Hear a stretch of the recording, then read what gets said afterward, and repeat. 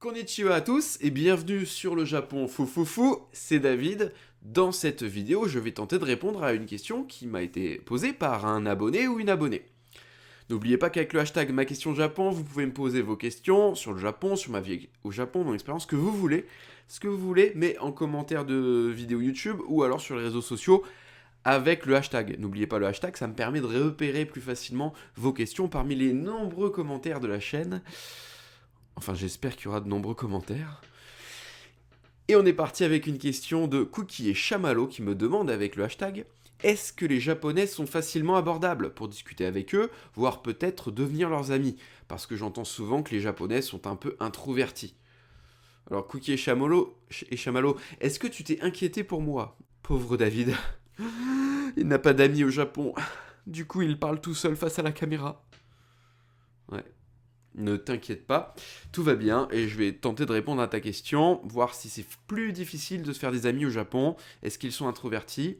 Je vais répondre en me basant sur mon expérience et en vous donnant quelques anecdotes sympas. Allez, on voit tout ça juste après le générique.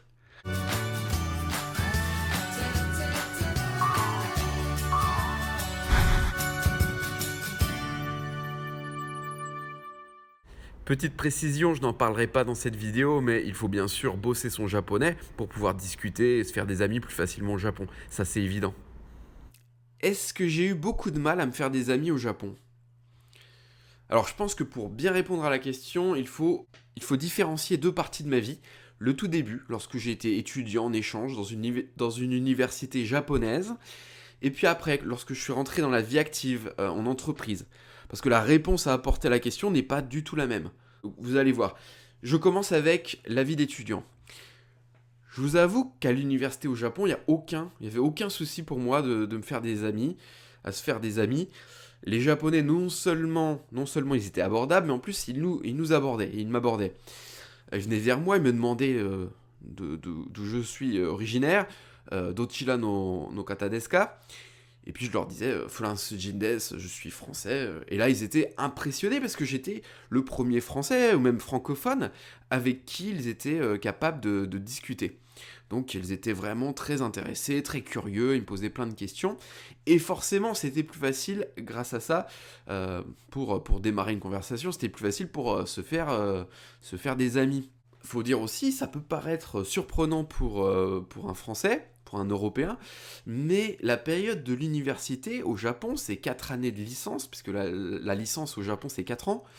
Cette période de 4 ans, c'est une période un peu plus cool, un peu plus relax, un peu plus détendue, et ils sont davantage disponibles, en tout cas, les Japonais.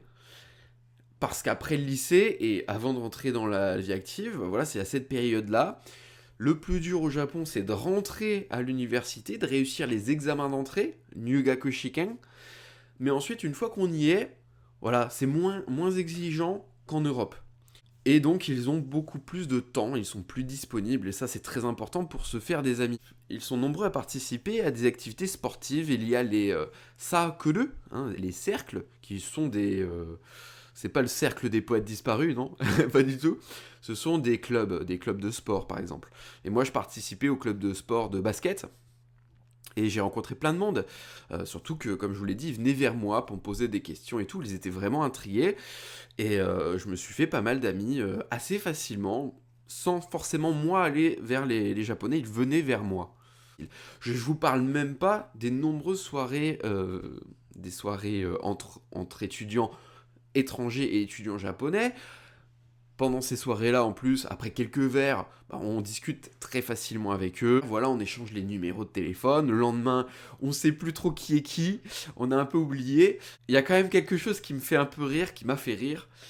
C'est la façon de faire des Japonais. Parce que c'est pas juste comme ça pourrait être le cas en Europe. Juste, il y a à manger, il y a à boire, et puis vous discutez librement.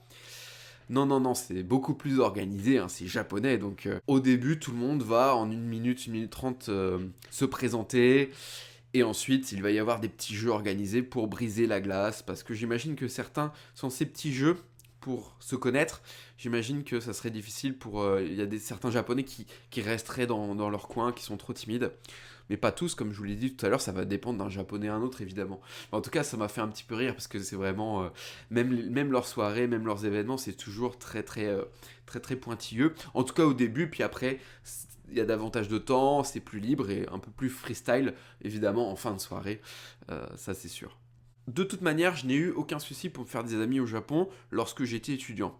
Mais vous allez voir que les choses se corsent après, et j'ai quelques anecdotes qui vont nuancer quand même ce que je viens de dire, ce que j'ai dit jusqu'à présent. Est-ce que c'est difficile de se faire des amis pendant la vie active? Oui, beaucoup plus dur.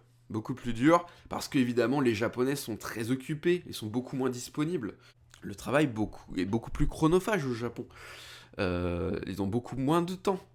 Donc forcément, c'est plus difficile de se faire des amis. Et j'ai une anecdote assez marrante là-dessus. Enfin, ça m'arrivait même plusieurs fois. Lorsqu'au Japon, on demande à quelqu'un, un de ses collègues, s'il est disponible un week-end, un moment de repos pour justement se donner rendez-vous, passer un moment en ville ensemble et peut-être devenir amis. Et bien là, il va sortir son emploi du temps. Il va vous dire non, cette semaine je peux pas, la semaine prochaine je peux pas non plus. Ouais, et il va vous donner rendez-vous dans 3 semaines, dans un mois. Ouais. C'est comme prendre rendez-vous chez l'ophtalmo, quoi. Prendre rendez-vous avec un japonais, c'est pas évident. Donc il vous sort son emploi du temps et vous sentez vraiment qu'il est très occupé, qu'il est isogashi. C'est très dur de les voir en dehors du boulot. Par contre, il y a toutes les soirées arrosées entre collègues de travail, le soir après le boulot, pas tous les soirs évidemment, mais de temps en temps ça arrive. Par exemple, j'en ai une là, moi la semaine prochaine, avec des collègues. Eh bien, une Bonenkai, c'est une soirée organisée pour fêter la fin de l'année. Il y a plein de soirées comme ça. Là, on rencontre tout le monde. Mais bon, c'est les collègues de travail, donc on va forcément parler un petit peu boulot. On ne va pas parler que boulot. Encore une fois, après avoir bu un petit peu d'alcool, il se lâche. Mais j'ai retrouvé que dès le lendemain matin, quand on se retrouve au boulot, bah, on retourne au point de départ. Moi, ça m'est arrivé justement de vraiment sympathiser énormément avec quelqu'un à une soirée et tout. Et je me dis, ah là, peut-être que là, vraiment, je pense que je vais pouvoir devenir un ami avec. C'est quelqu'un de bien, on a bien discuté et tout, on s'entend bien. Mais dès le lendemain, c'est à nouveau boulot, quoi. C'est boulot, ils sont à nouveau timides alors que, je sais pas, il s'était lâché la veille, le soir. Le lendemain, il est de nouveau timide. J'ai l'impression aussi qu'il y a beaucoup de Japonais qui veulent séparer vraiment leurs collègues de travail et leurs amis. Ils n'ont pas envie que ce soit les mêmes personnes. Peut-être qu'ils ne veulent pas montrer certaines facettes de leur personnalité justement à leurs collègues de boulot. Peut-être qu'il y a, voilà, il y a une sorte de mur invisible, il y a quelque chose qui bloque. Maintenant, pour répondre à la deuxième question qui m'avait été posée, les Japonais sont-ils introvertis? Je dirais pas ça, je dirais juste que les Japonais sont japonais. Et ils ont des codes sociaux, des codes relationnels différents des nôtres.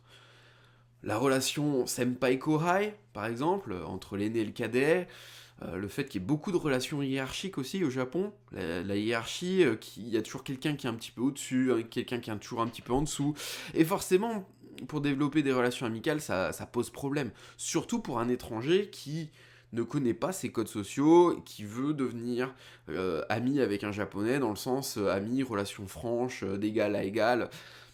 C'est pas évident. Je pense que le terme même d'ami au Japon n'a pas forcément le même sens. Parce que les codes sociaux, ils existent toujours. J'ai remarqué que Eri, même avec ses amies japonaises, elle fait toujours un peu attention à sa manière de se comporter, de parler. L'ami vraiment détendu, relax, avec qui on peut parler de tout.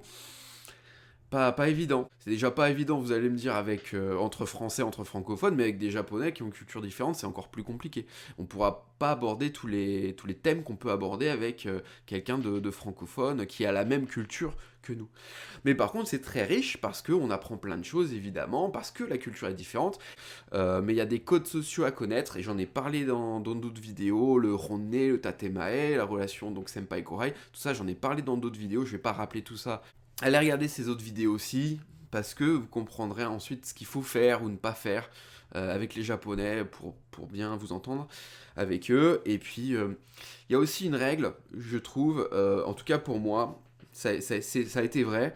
C'est plus on prend de l'âge, plus c'est dur de se faire de nouveaux amis. Quand on est jeune, c'est plus simple de se faire des amis. Quand on est moins jeune, c'est plus compliqué. Et je pense que ça, c'est valable pour les Japonais, pour les Français. Je pense que c'est valable un peu pour tout le monde. En tout cas, c'est mon ressenti. Voilà, j'espère que vous avez apprécié cette vidéo. Moi, ça me fait plaisir de répondre à l'une de vos questions. Donc, j'attends vos autres questions avec le hashtag ma question Japon. Ou dites-moi ce que vous en avez pensé, ce que vous avez pensé de cette vidéo. Parlez de vos expériences, ça m'intéresse vraiment. Sur ce, pouce vers le haut, partage sur les réseaux sociaux, abonnement à la chaîne si ce n'est pas encore fait, en cliquant sur la cloche, hein, n'oubliez pas. Et je vous dis le mot de la fin, comme d'habitude, matane!